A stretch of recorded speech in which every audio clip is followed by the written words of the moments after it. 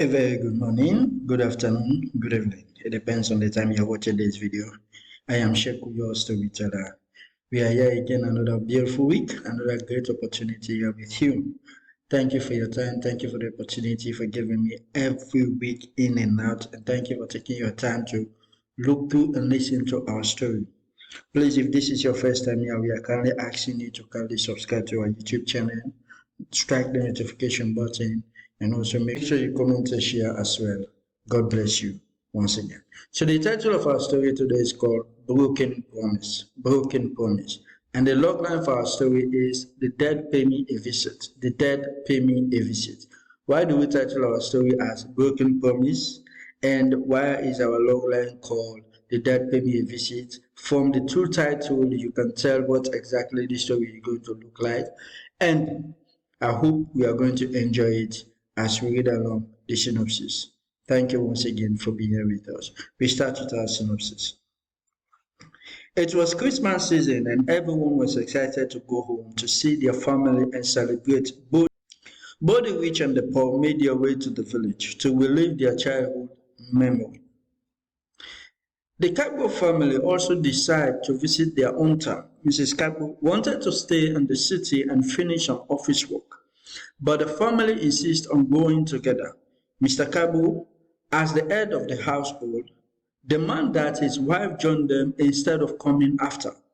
Reluctantly, the family left for the village and everyone was happy. On their way, they noticed some signs that the trip might not go well as planned, but they ignored them and continued the trip. Upon arrival, they were welcomed by the family except for Mr. Forde's 83-year-old grandmother, who was angry with him and did not greet him as everyone did. As a pastor who believes solely in the Bible, Mr. Fode ignored his sign. Mr. Fode ignored this sign and continued as usual. 3 days later, late at night, a strange woman visited the family with an overwhelming fear and power. The family could see and heard a voice, but they couldn't respond. Her message was clear. Tell your father and husband to keep his promise. I gave my life for him to survive. So why has he abandoned my only child? When Mr. Fode returned home, the message was delivered to him, but he denied making any promise and dismissed it. The next day, early in the morning, a handsome blind boy visited the family with a joy, but was treated like an outsider and given little his life. He left with pain and went straight to his mother's grave, asking her to improve his life living. That same night, the family experienced a brutal spiritual attack they've never seen before. Signal something is wrong. While in the village, Mr. Fode was accused of being a criminal and a human trafficker using his church for evil. His church was closed down and an arrest warrant was issued for him in the village. Things worsened as 3 of his children fell ill and his first child died the next day. When he tried to leave the village together with his family, the powerful and most dreaded society declared a performance in the next town, blocking the only road to Freetown, forcing them to stay. He said the chief of the village, who advised her to speak with her husband's grandmother.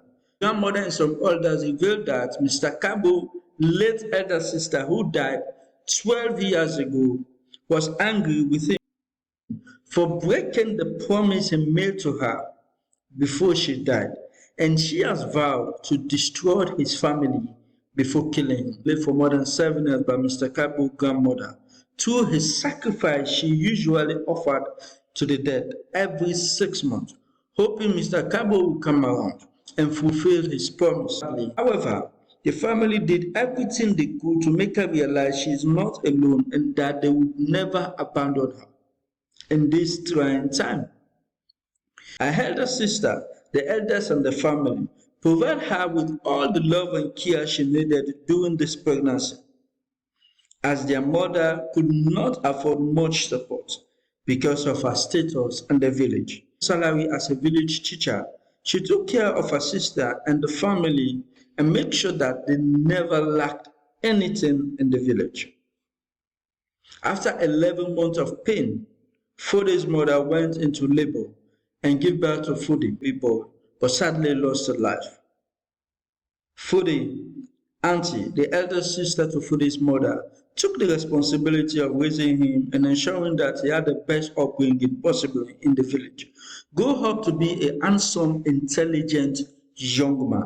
After secondary school, the family could not afford sending him to the university, so a auntie decided to send him to the city, which is Freetown, in order for him to survive. And his auntie stepped into the shoe and decided to donate blood to save him, despite the warning from her own late husband that she is pregnant and she could not do a thing like this. She ignored and made sure to save the life of her younger sister, only child. This act of selfless sacrifice led her to untimely labor.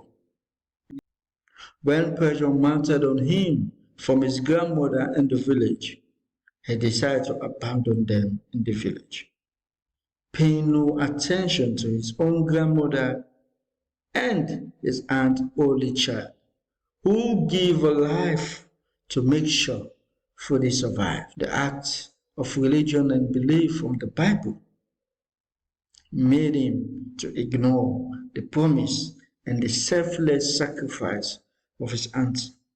What happened next? As his auntie's spirit now found restlessness and she is in for revenge, vowing to wipe his entire family before killing him. Could Fode survive this?